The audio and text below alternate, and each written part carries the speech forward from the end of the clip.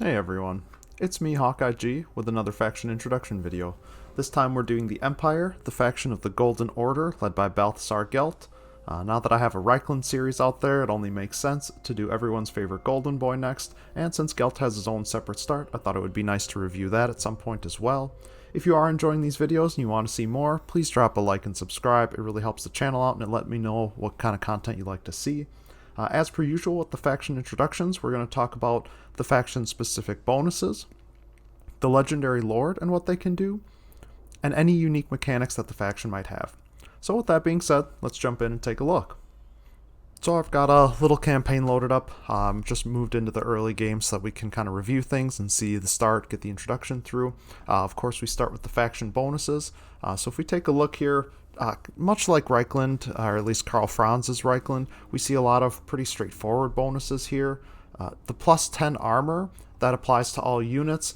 You know, it's not really a huge buff, but it's nice to have, and it'll help out mostly in the early game, right?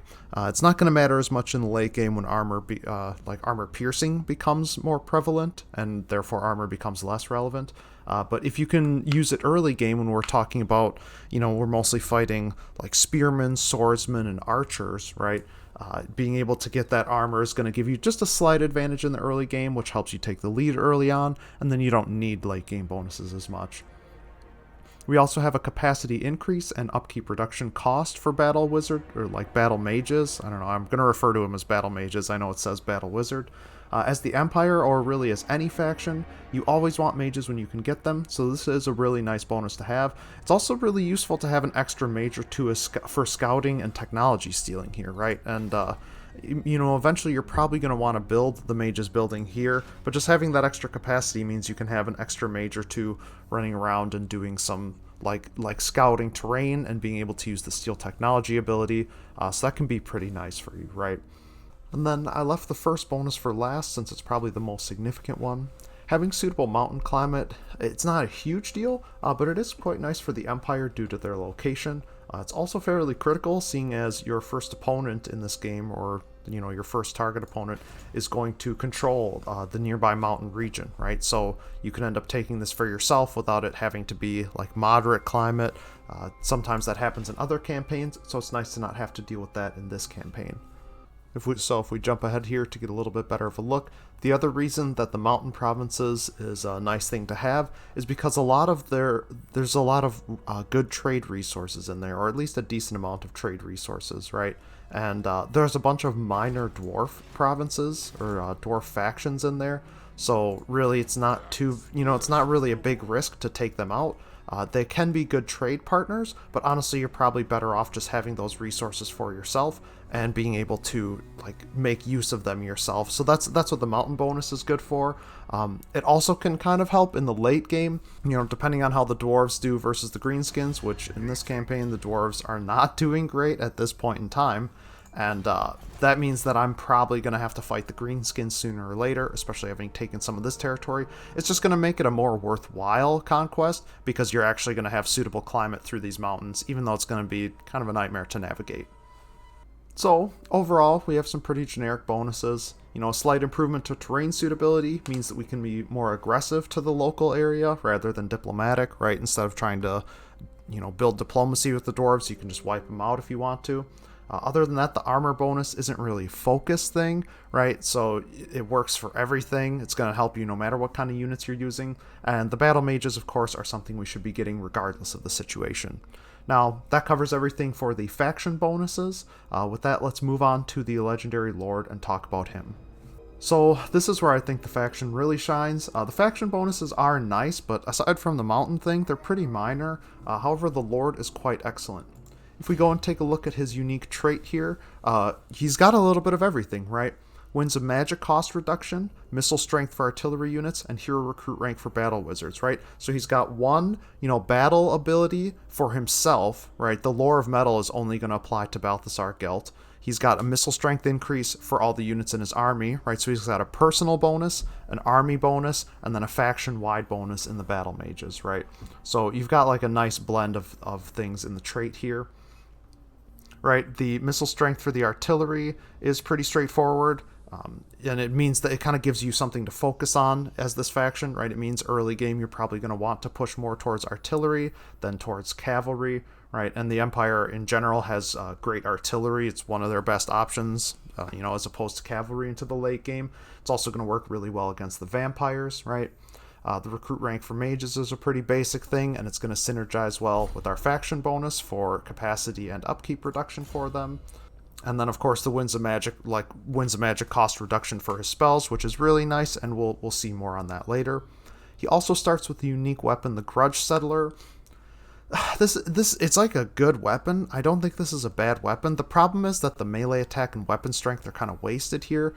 Gelt is not somebody that you should be sending into melee combat, especially early on. I get that sometimes you kind of have to in order to have like one more unit to fill a gap and hold the line. But the useful thing about this is going to be that leadership reduction, right? That's where you're going to see the most benefit on a character like Balthasar Gelt with this item.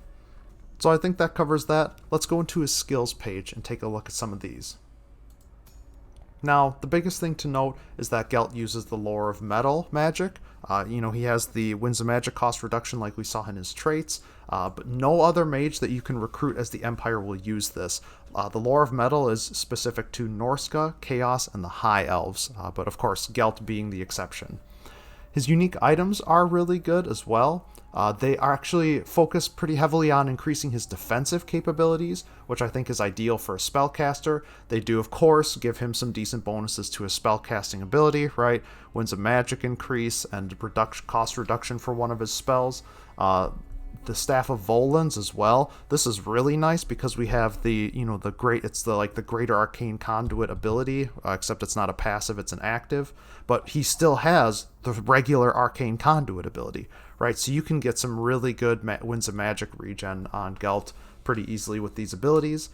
He also has a little bit of Untainted, which is going to help with the inevitable vampire mass. He also has the Lore Master of Metal. Again, this is just going to compound with his cost reduction for Lore of Metal spells. So we have a 20% cost reduction, and then we have a -2 Winds of Magic cost reduction, and of course cooldown reduction to all his spells as well. So really just going to make him a powerful spellcaster. I don't think that his unique skills are all that crazy though, which is fine because his items and his other stuff is really good, and we'll review that in a little bit. But the unique skills, right? 20 armor. I mean, sure, that's nice, and his armor is kind of low to start with, but of course, if you look at the items, things like missile resistance, physical resistance, magic resistance, those are going to be much more useful to him than the armor. It's kind of a throwaway skill, but you need it to unlock the rest of this. Plus 10 armor for all units in the Lord's army. Kind of nice, but again, it feels wasted. We already have this bonus, right? Do you really need another, 10 armor? I don't know. It's questionable. It's not terrible, but by the time that you can unlock this, by the time you get Gelt to a high enough rank to start unlocking this, I don't really think it's worth it. You've got a missile strength bonus for a variety of units, and again, I think this is a kind of weird one. Most of these units are too niche, and again, like Pistoliers and Free Company Militia, you're probably not going to have in your army by the time you get Gelt to this level.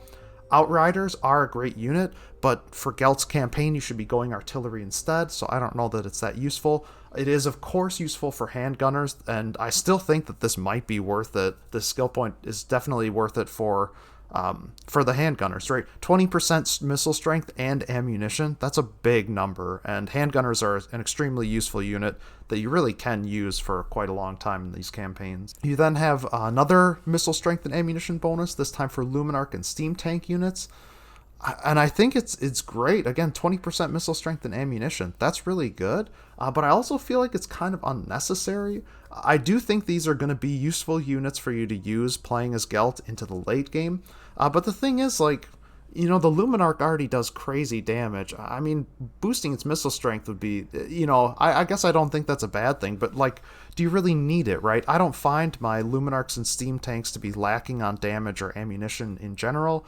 and by the time that you would be getting something like this, by the time you're getting those units, you could also have Lightning Strike unlocked. So this is a cool one to have, but don't get it prematurely, right? Make sure that you can get everything else you want.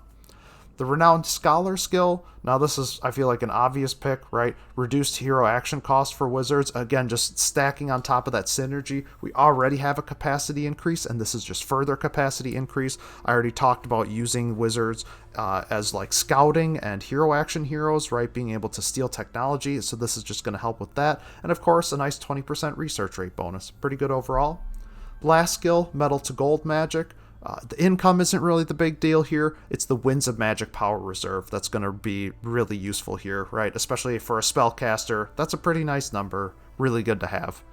He does also have a unique mount. As a lot of spellcasters are going to get a Pegasus mount, he's going to get a unique one. So this is nice to have too, but there's not too much to say about that. I think it's kind of an obvious pick, and then you get the missile resistance upgrades as well as the Sigmar's Ward. You get the stuff from his unique items too, right? So if we move forward a little bit so we can get a better look at some things, because there's something I really want to show, and that's just to say that the biggest takeaway here is really how powerful of a mage Gelt is. You can see I've been slacking big time, and I still don't have any of his unique items even at this stage, but the cost reductions, with those, you're effectively casting spells at half cost or less, right? If we look at something like, the Lore of Metal, Plague of Rust costs 4, Searing Doom costs 6, but if we look at his character details page, Searing Doom costs 1. This costs 1? A base 1 instead of a base 6? We've got Plague of Rust, also costs 1 instead of 4. The Golden Hounds for him right now costs 4, but if I were to get the second upgrade on that, we'd get a 2 reduction. So this spell would cost 2 instead of a base cost of 8, right? How nuts is that? You're costing spells for anywhere between half to 1/4 of their initial cost. Your magic as Gelt is going to go a long way. You got items and skills to increase your Winds of Magic pool, and you can always, especially as the Empire, let's see, this guy's pretty recent ad. Wow, okay, and this guy died. Pretend that I have a bunch of these on here, but this is what we're looking for, right? Winds of Magic power reserve plus 20. You get a decent amount of these. It's really easy to stack Winds of Magic, and it just means that Gelt just has almost unlimited spellcasting. He's a really good spellcaster. He has some decent bonuses to his army and one minor bonus to the faction. But yeah, the key takeaway is just that he's an incredibly powerful mage and a really good character. With that being said, that covers everything I want to for the Legendary Lord. Let's talk about the unique mechanics. Of course, there really aren't any extra mechanics to talk about here for the Golden Order.